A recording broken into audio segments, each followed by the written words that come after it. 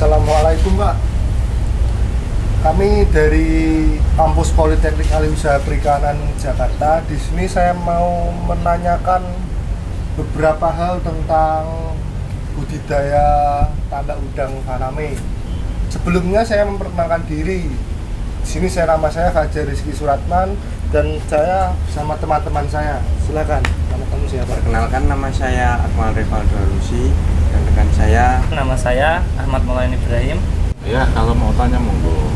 Pak, tadi kan sudah dilakukan panen parsial. Ya. Nah, itu faktor yang untuk melakukan panen parsial itu apa, Pak?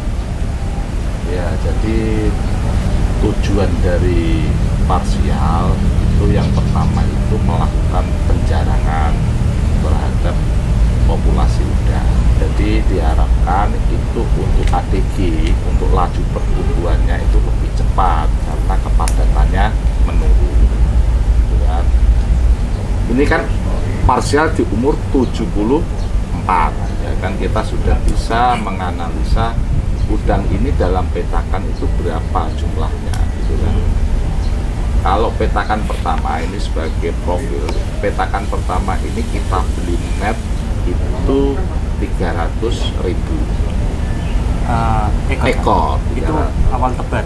Awal tebatnya kita beli itu 300.000 ekor. Kemudian dalam perjalannya waktu kita bisa menghitung udang itu melalui jumlah pakan harian dan total pakan saat harian. Jumlah pakan harian sama jumlah pakan saat kita parsial, kita rencanakan parsial. Katakanlah gini, ini umur 74 kan? Iya. 74 itu kalau kita pakai rumus FCR, perbandingan pakan dan populasi udang, itu pakai 1:1,5. Ini pakan di umur 74 itu 9 ton 2 pental 25 kilo gitu. Kalau perbandingannya 1:1,5 itu ketemu tadi kita hitung jumlah udangnya 400.000. Jadi ada penambahan saat kita beli itu ada penambahan udang berarti 30%. Penambahan itu waktu gimana, Pak? Gini, kita beli biasanya kan ada brutonya. Kita beli net 300.000, kita dapat bruto. Nah, ini kita cari dengan menghitung pakan yang masuk gitu kan. Nah, ini di umur 74 dengan FCR 1:1,5 ini ketemu 400 udang. Berarti kita dapat tambahan itu sekitar 30%.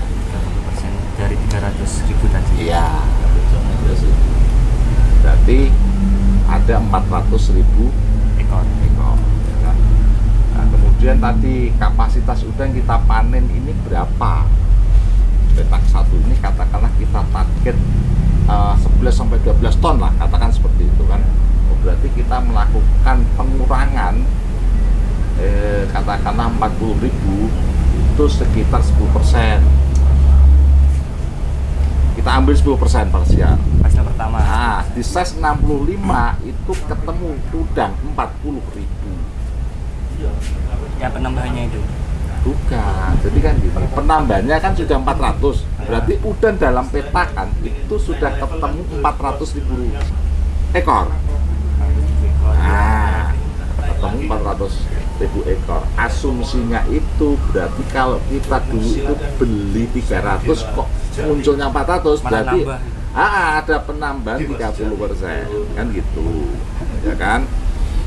Nah, tadi kita parsial itu sekitar 10%, itu 40.000. Nah, berarti sisa udang 360.000 ekor, ya kan? Nah, itu. Sekarang kapasitas petakan ini berapa? Kalau kita targetkan 11-12 ton, 12 ton berarti 360.000 itu harus kita panen di size 30. 360.000 dibagi 30 itu 12 ton. Nah, itu kuat enggak kan gitu. Nah, nanti dalam perjalanan waktu setelah parsial ini kita analisa lagi, itu memang benar 360.000 atau bisa kurang atau lebih. Nanti selanjutnya kita analisa di pemberian pakan setelah parsial ini gitu. Kalau target kita 10 ton, berarti yang 2 ton ini kita parsial lagi, parsial kedua. Kalau nanti kita lihat kapasitas petakan ini kuat, berarti kita tanpa parsial di size 30 kita bisa naikkan udang 12 ton. Asumsinya 360.000 ekor tadi. Kalau untuk mengetahui pada peta ini tuh udah sampai kapasitas tonnya dulu Pak? Ya, Pada umur sekian. ya, jadi gini, makanya kalau kapasitas udang kita lihat itu dimaksimalnya kan saat panen. Populasi udang paling padat itu kan saat mau panen akhir kan. Nah, itu. Kalau kita pasang target tadi, target itu pun nanti perjalanannya seperti apa. Kalau memang perjalanannya itu memang udang ini sudah mulai padat, artinya kapasitas udang ini sudah mulai sudah mulai meningkat dengan laju pertumbuhan yang mulai menurun. Katakanlah ADG-nya, laju pertumbuhan per hari kita targetkan 0,5 itu kan, per hari 0,5 gram. ya gram per hari itu. Tapi kok cuman 0,3 atau 0,4, kita analisa atau memang ini udang ini padat atau memang karena airnya kualitasnya menurun atau cuacanya kurang mendukung, memang kompleks gitu Atau kan. belinya emang kurang bagus gitu. Iya, bisa jadi. Nah, tapi secara garis besarnya kalau peta satu katakanlah itu di luasan 2200, itu panen itu kita bisa maksimalkan itu di 11 ton Maksimal panen total ini. ya, panen total itu 11 ton. Itu di size 30 sampai 33 biasanya seperti itu. Nah, kalau kalau kita hitung 11 ton tadi 360 itu 12 ton. Cuma kita mau tingkatkan untuk panen ini itu 12 ton. Dengan jumlah tebar 300.000, cuma tadi kan ada penambahan. Iya kan? 300.000 di umur 74 kita analisa pakai FCR 1 banding 1,5 itu ketemu 400 udang. Ya toh? 400 udang kita ambil 600 kilogram tadi parsial pertama, itu berarti kan 40.000 ketemunya kita ambil, berarti ada sisa 360.000 udang. 360.000 udang. Nah, kalau kita targetkan panen 12 ton, berarti 360.000 udang itu harus di size 30. So, di size 30. Jadi per kilonya itu 30 udang. Itu size 30 itu berarti per kilonya itu 30 udang. 30 ekor udang. Nah, gitu. Nah, itu target pun nanti itu bisa menyesuaikan apakah petakan ini mampu enggak. Kalau enggak mampu ya kita parsial lagi, parsial kedua gitu kan, dengan menurunkan target dari 12 ton menjadi 10 ton atau 11 ton. Jadi kalau udang padat itu ada beberapa tanda-tanda. Yang pertama mungkin ADG atau laju pertumbuhan per hari itu menurun. Katakanlah kita targetkan 0,5, ternyata ADG-nya, laju pertumbuhannya itu hanya di 0,3 per hari. Itu salah satu tanda udang itu sudah mulai padat. Nah, yang kedua bisa jadi ada luka di tubuhnya, semacam gesekan-gesekan pada cangkangnya. Itu juga bisa menjadi indikasi kalau udang ini padat dalam petaka. Kalau di sini seringnya terjadi itu karena kepadatan yang tinggi atau karena kualitas airnya apa? Ya bisa dua-duanya. Tapi kalau kita sudah melihat kualitas itu, kalau kualitas air kita jaga. Kualitas air kita semaksimal mungkin kita jaga, kita kondisikan, karena itu syarat-syarat utama udang ini bisa tumbuh, bisa sehat secara normal ya dari kualitas air.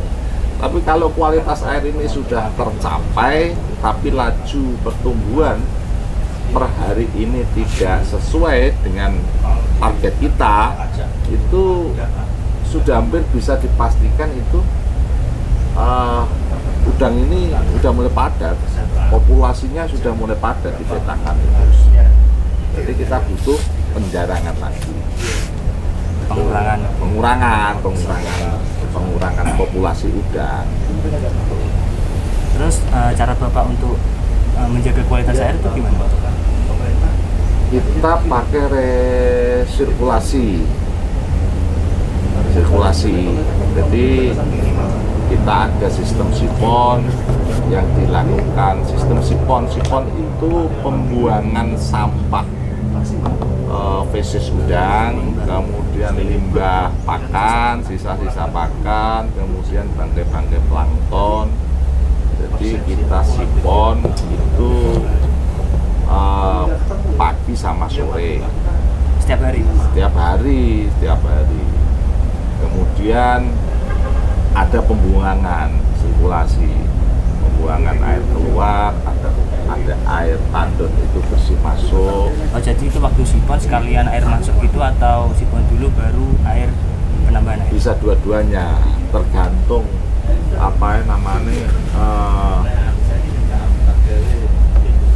ketersediaan tandon. Kalau tandonnya ini ada ya langsung kita masukkan dalam petaka. Kalau misal tandon lagi nggak ada air tuh, Pak? Nggak ada air kan ya. Airnya kan malah turun. Apa Iya. nggak berpengaruh terhadap Ya kita atur lah. Jadi tandon ini harus ready terus, harus siap terus. Jadi setiap ada pembuangan sipon, pembuangan limbah, kita harus sudah siap untuk tandon air bersihnya. Ditambah lagi kita tambahkan probiotik untuk menguraikan sisa-sisa limbah. Jadi probiotik ini kerjanya ringan kalau limbah-limbah ini sudah terangkat. probiotik itu sendiri tujuannya untuk apa? Untuk mengurai loh. Probiotik itu kan bakteri untuk mengurai dari nitrit ke nitrat, kemudian menetralisir dari racun berbahaya menjadi netral gitu kan. Nah, itu kalau kita tidak melakukan sifon dan sirkulasi air, kerja probiotik itu benar. Selain pemberian probiotik untuk menjaga kualitas air itu apa aja, Pak? Selain sifon sama itu kan? Ya, jadi kualitas air kalau di SOP kita itu melakukan sifon untuk setiap pagi dan sore hari, kemudian sirkulasi air, penambahan air tandon ke dalam air petakan. Kemudian yang ketiga itu kita memberikan probiotik. Probiotik itu ya tadi semacam bakteri untuk mengurai limbah-limbah yang ada di petakan yang belum terambil saat sifon dan sirkulasi air. Itu cukup, itu aja kita. Kalau tadi yang saya lihat kan ada penambahan kapur, Pak. Ya, penambahan kapur itu untuk menjaga stabilitas plankton, untuk menjaga stabilitas pH. Jadi kita lakukan pengecekan itu secara visual, itu kecerahan air, itu kita menggunakan kecerahan air itu di angka 30 sampai 40 cm Kalau udang besar itu biasanya 30 sampai 35 cm. Jadi kita punya alat apa ini di warna hitam putih. Seksidis. Ya, kemudian dimasukin ini kira-kira bisa terlihat di mana di 35 cm atau 40 cm. Kalau 30 kita batas maksimalnya 30 cm lah, itu sudah harus kita naikkan kecerahan ini. Jadi 35 cm itu kecerahan ya. Nah, itu artinya air ini encer, parameternya itu kita melihat encer enggaknya itu juga melalui kecerahan air. Kemudian pH air, pH itu kita pakai standar kalau bisa itu di atas 8 lah, pagi sore itu atas 8. Jadi apa namanya ya, tiap pagi sore kita cuma melakukan itu. Pemberian rapor ini. Bukan, mengetes apa namanya, Pengecekan kualitas air. pengecekan kualitas air melalui kecerahan dan apa namanya pH air.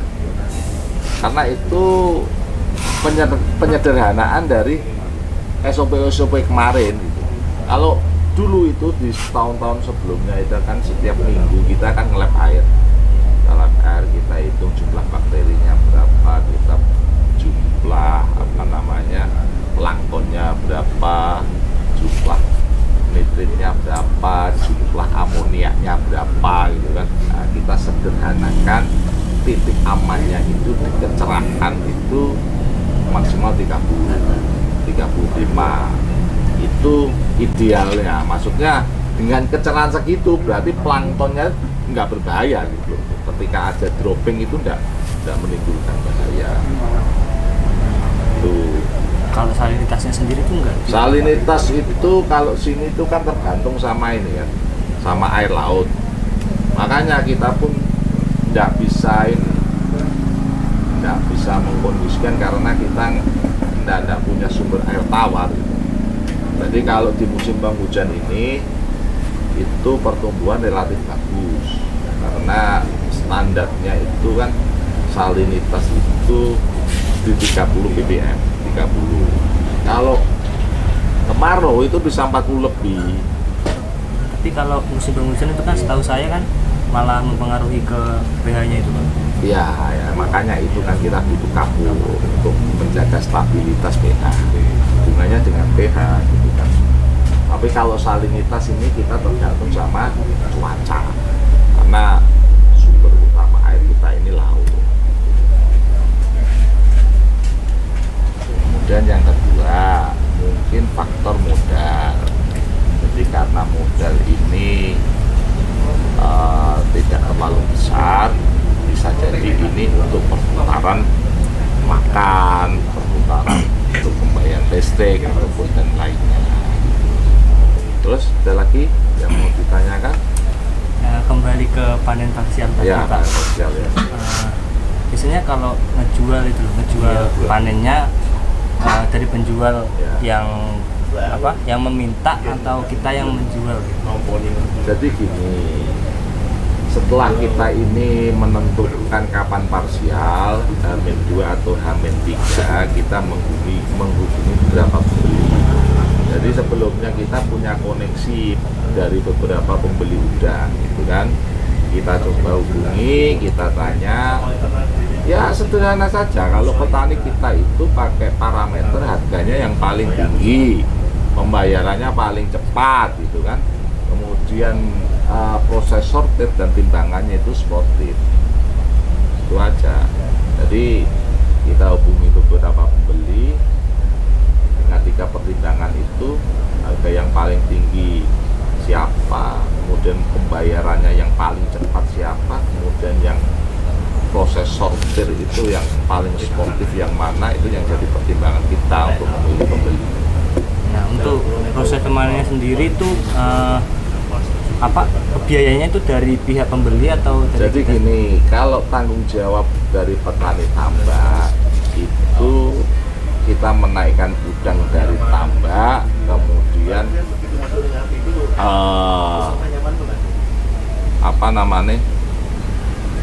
kita angkut ke tempat pensortiran. Nah, itu tenaga itu yang kita bayar. Untuk tenaga sortir itu pembeli, tanggung jawabnya pembeli. Jadi tanggung jawab kita petani tambak itu menyediakan tenaga untuk proses pengambilan udang dipetakan sampai pengangkutan di tempat sortir. Itu tanggung jawab petani tambak. Untuk tenaga sortir, kemudian pengepakan di kendaraan, itu ada tanggung jawab pembeli. Itu. Dalam proses pemanenan biaya apa aja Pak yang dikeluarkan? Kalau panen termasuk parsial itu ya biayanya satu tenaga kerja panen, ya kan, kemudian konsumsi, ya makan tadi kan, nah itu aja. Kalau boleh tahu nih Pak, orang yang ikut panen itu Ya. Pembayarannya harian atau ikut Saat panen, Hanya ketika panen itu ya, ketika panen itu, jadi ya disesuaikan lah. Kalau panen parsial itu kan waktunya 1 jam sampai 2 jam, ya kan, itu biasanya kita kasih 100.000. Untuk panen biasanya itu sampai malam karena tonasenya lebih besar. Itu biasanya sampai 200.000 untuk per orangnya itu. Jadi ukurannya itu saat panennya itu. jadi cuma sampai waktu sortir, habis itu udah biaya ditanggung sama pembeli. Ya, jadi tenaga yang saat pengambilan udang dipetakan, kemudian pengangkutan sampai tempat sortir itu kita yang tanggung, kan? Kita yang bayar. Kalau tenaga sortir sampai pengepakan di kendaraan itu tanggung jawab pembeli. Nah, biaya yang dikeluarkan saat panen itu mempengaruhi harga udang juga atau Enggak.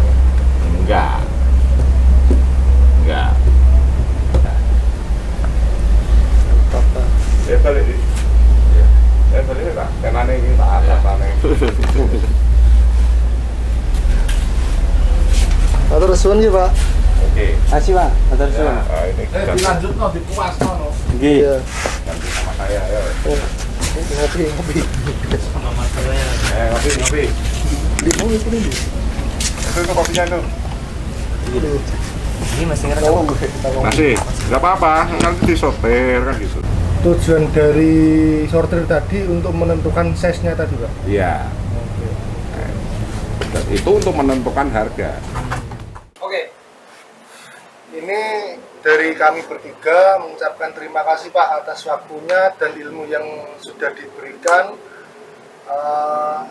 Kami bertiga izin pamit dan terima kasih.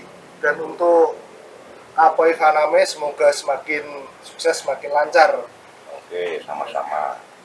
Semoga apa yang didapat dari informasi-informasi di sini bisa bermanfaat, bisa menambah pengetahuan. Ya, tentunya masih banyak kekurangan, dan kekurangan itu mestinya yang muda-muda yang melengkapi. Ya, itu harapan saya. Oke. Gitu. Nanti kalau ada apa-apa, nah ini kan baru parsial. Nah, untuk tuntasnya panen total itu saya kasih tahu waktunya kurang lebih awal Desember. Nanti kalau mau melihat atau mungkin ada manfaat, silahkan nanti datang ke sini lagi. Siap. Gitu ya. Siap. Oke. Terima kasih Pak. Sama-sama.